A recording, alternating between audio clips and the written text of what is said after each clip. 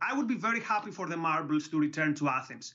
I mean, I recognize that the British Museum has taken very good care of them and actually preserved them for millions of people to admire and appreciate the glory of ancient Greece. But now there's this very beautiful and modern museum in the Acropolis, and one could say that the marbles will be within their historical and geographical context. But I have to say that there are various elements in this story that make me raise an eyebrow.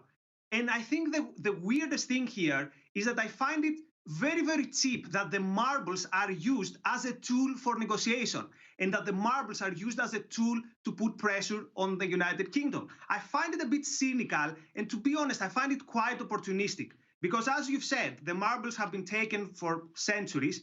Greece has had a campaign for decades, if not for centuries, for the return of these marbles. So I'm quite unconvinced that suddenly the EU has thought about this topic and they thought, well, yes, maybe it's time for the marbles to return to Athens.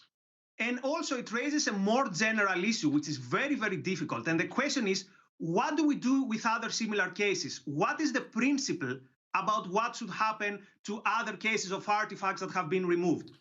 Because who do they belong to? For example, can I take credit for the genius of Aristotle or the bravery of Leonidas or the military genius of Alexander the Great? I could be inspired by them, but I cannot say that they belong to Greek people or I have a claim on them. And equally, do I say, for example, that I should bear some guilt about crimes did by Greeks in the ancient times? Because quite often, when in this country specific, there is a discussion about these reparations or about returning stuff, I mean, it's one thing to recognize the crimes or bad things that happen under colonialism or imperialism, but should this bear some guilt on actual Brits who live today? And my answer is no.